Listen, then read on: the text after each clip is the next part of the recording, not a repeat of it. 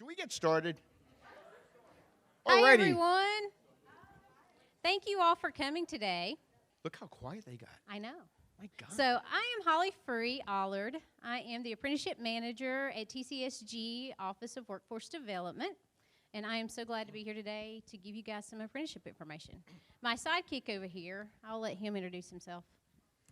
I'm Bill Kraus from the U.S. Department of Labor. I'm the Apprenticeship Director for the state of Georgia, and I think I've pretty much met almost everybody in this room at one time or another in some session. So we're going to have a good session today. We're going to talk a little bit about apprenticeship. We're going to play a game first. What do you know about apprenticeship? Kind of seems a fair question. Who's eligible to sponsor a registered apprenticeship program? Anybody? Well, give me a little more than that.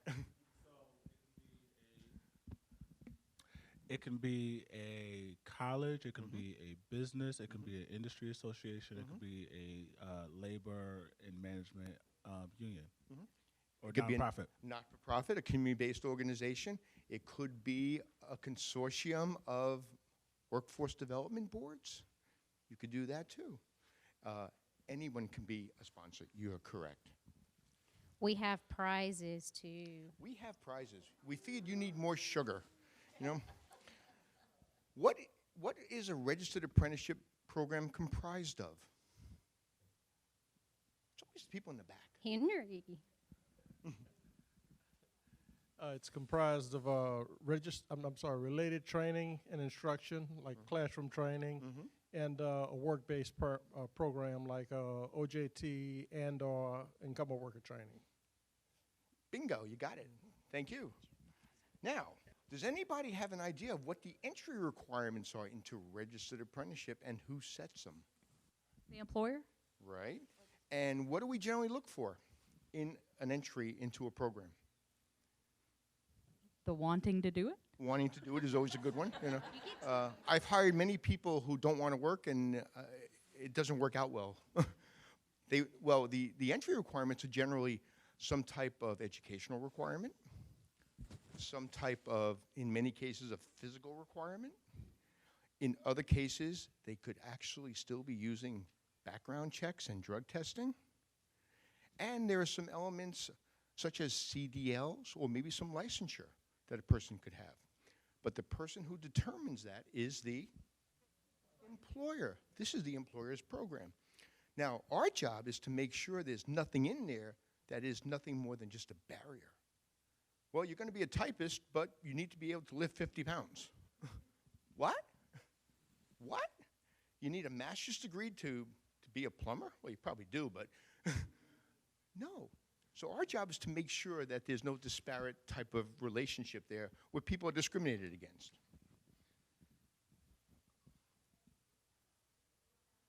How do I find out if an occupation is eligible for a registered apprenticeship program? This is an easy one. Here's the answer. Call us. Write us. Talk to any of the technical colleges. They'll help you.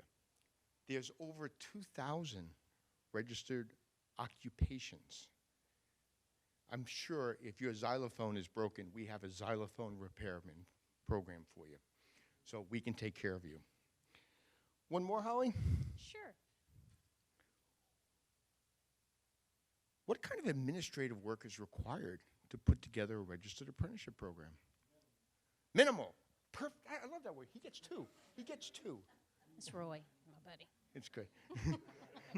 He can have the whole bag. It's minimal. And as we would say in New York, it's even more minimal if you go through a technical college. It's very minimal. It's one sheet of paper. For a federal government program, that's pretty good. Even your 1040 EZ wasn't that short. How do you get started? There you go. Yeah. Don't pay attention to any of the phone numbers or email addresses on my card because they're all wrong, because these are the cards I use when I'm in the prison programs. Just kidding. Just kidding. I'll bring you some. We're going to ask questions all the way through here, but we'll make sure, pretty soon we're going to be throwing the candy, so it'll be even better. You ready? Ready. All right, so what Bill and I hope to do Oops. Kathleen, come up and talk for me. What Bill and I hope to do, for those of you who do have a little bit of insight, which it seems you do, but to build on that. And we also want to demonstrate our relationship. A lot of companies, when they hear the word DOL, Department of Labor, they get really nervous. But we want them to know it is friendly, and we are here to guide the process. So Bill and I work together daily, whether that be good or bad, but we do. Could you imagine my life? So I first want to start off very simple. This is nuts and bolts of apprenticeship, so we're going to be very simple. If you have questions, please stop. We'll go through questions, and you guys can throw them at us, and we'll do our best to answer. So we want to define what is a registered apprenticeship. And it's a system in which, or a training program in which we provide and we pair on-the-job learning, which is taught by the employer, and what we call related technical instruction. And the related technical instruction piece can be taught by many different entities. One, a college, one of our technical colleges we partner with. It can also be taught within the training provider itself, the company, or it can be an outside entity. The whole purpose of registered apprenticeship is to create an industry standard. As Bill said, out of all of our DOL, what we call work processes, they've all been vetted nationally. We've had companies at the table that say, these are the basic skill sets we're looking for, and in turn, you as your company get to customize, and we'll talk a little bit about that. It's always asked, what is the difference between OJT and registered apprenticeship? It's a very fine line of distinction. The one thing about registered apprenticeship, and you'll see these elements here, it's an employer-driven program completely. Holly mentions it. We talk to the employer. We work with the employer. The employer drives the process. It's not my job to tell the employer, I think this is the way you should do it. You know, they don't do that. I think the folks here who have been in an apprenticeship understand how that works. They drive the process. They have to be directly involved. It's employer-driven. It's structured. It's paid on the job. It is a positive placement from day one. These people who are apprentices are getting wages from day one. And what's important, and I tell my folks this to give you a sense of ease, don't hire somebody before you send them to the workforce board. Because once they get certified, once they get hired, they're not going to get anything from the board. They're done. There's not going to be an ITA. There's going to be nothing. So it's structured. It's paid. Related instruction. We have a minimum of 144 hours a year for every 2,000 hours of work. However, there are companies that deliver their own training.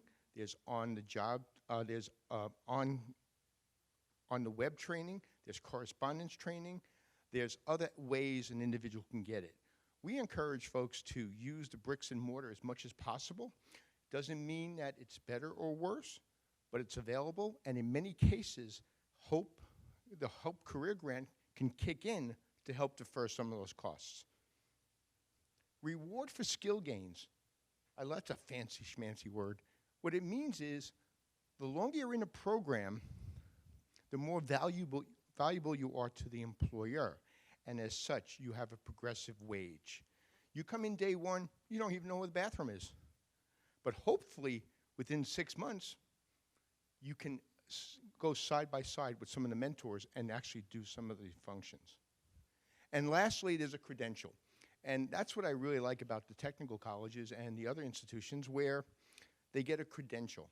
They'll get a U.S. Department of Labor credential when an individual completes, and in many cases, a certificate, a degree, or a diploma from the schools. Additionally, we certify the employer as a person or an organization that is meeting the standards of the U.S. Labor Department in terms of a training platform. And in some cases, it helps them out with a whole array of different programs that they're involved in. So essentially, if you wanted to break this down, if you are talking with a company, there's three major components to an apprenticeship. And notice it is very flexible, it's customized, and it's a proven model. We've already talked about industry drives the program.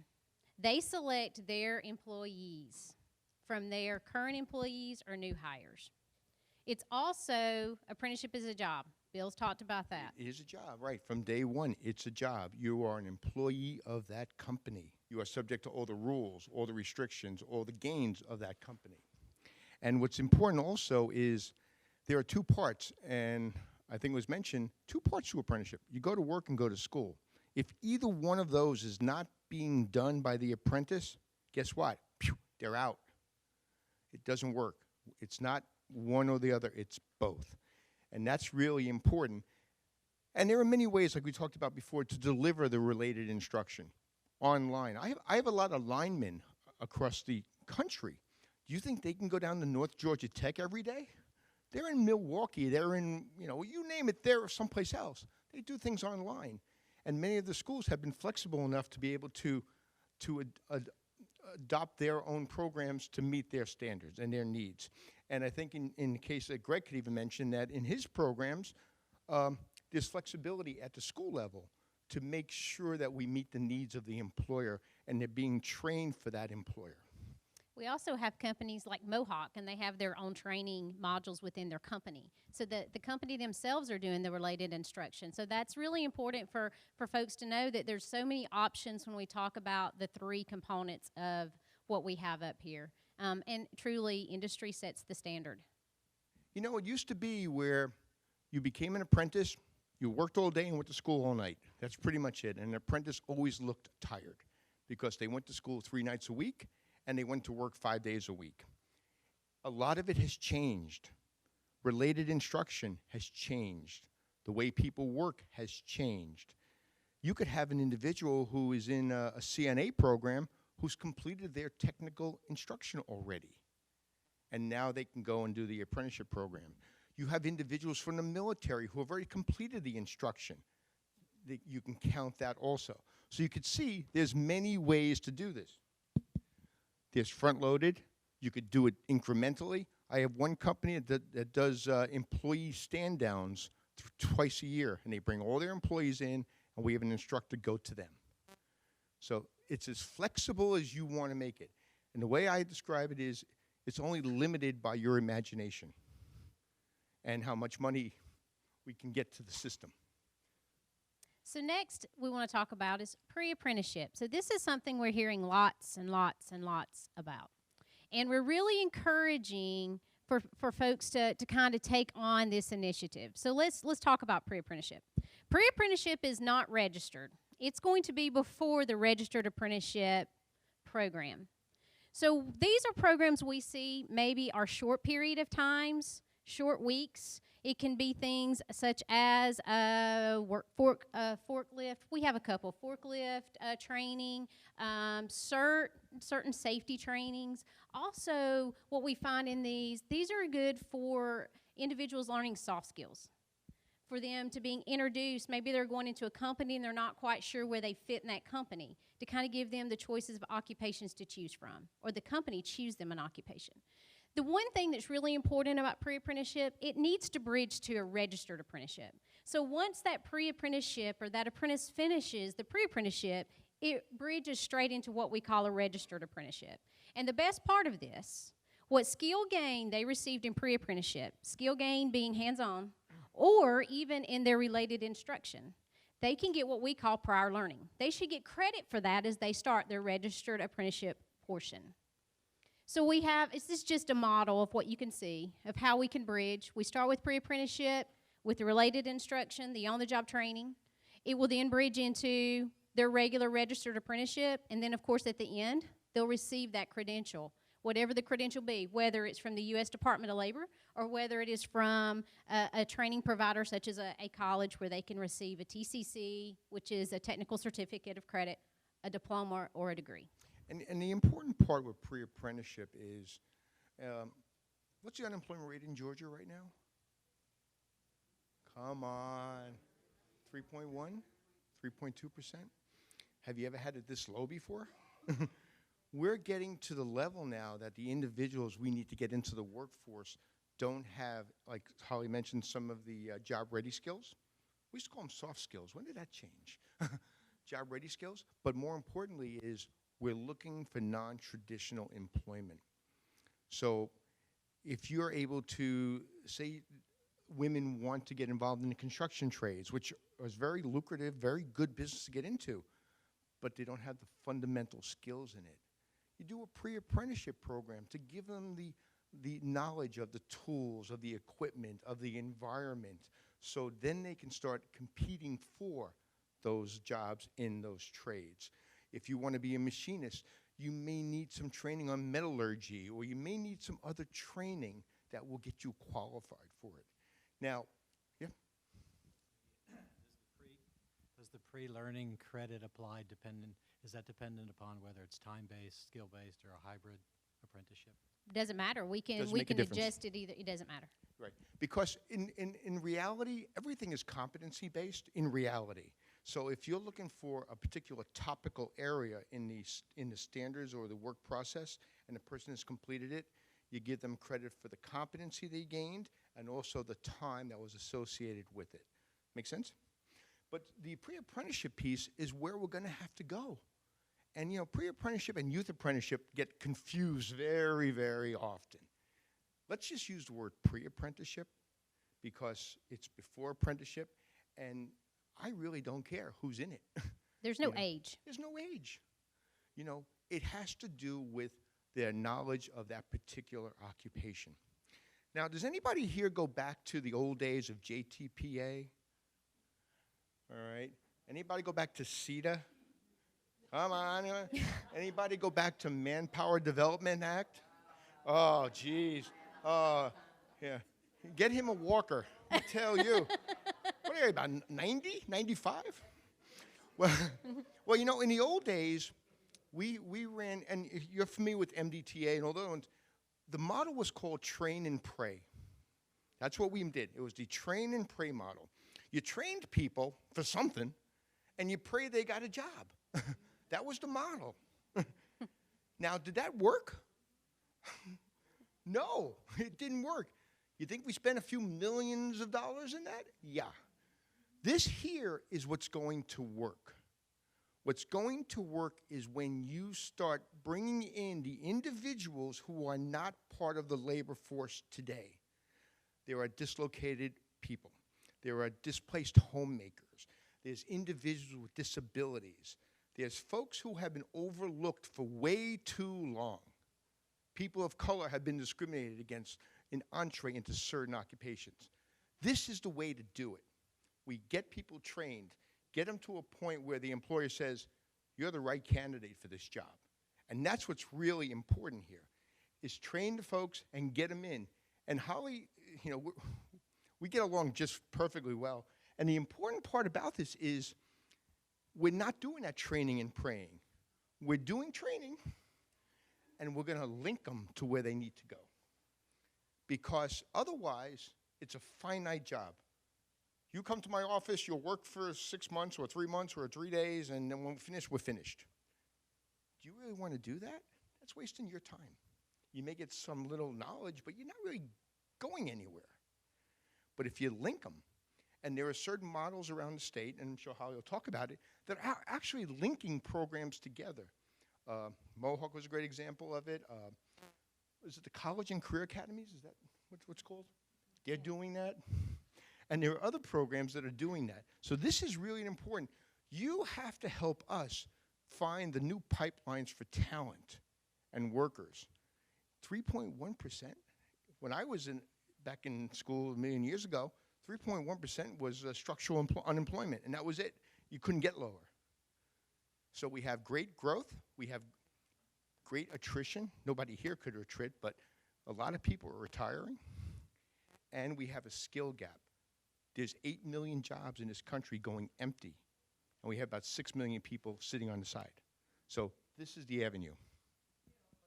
The question is, are employers requiring this as kind of a vetting system so individuals can participate? Well, what I'll tell you is many of the employers are the ones who are sponsoring them. And our workforce boards are actually helping pay for some of that through testing, through some wages, subsidization, and so on. It's not a requirement, but it helps the individual meet the minimum requirements.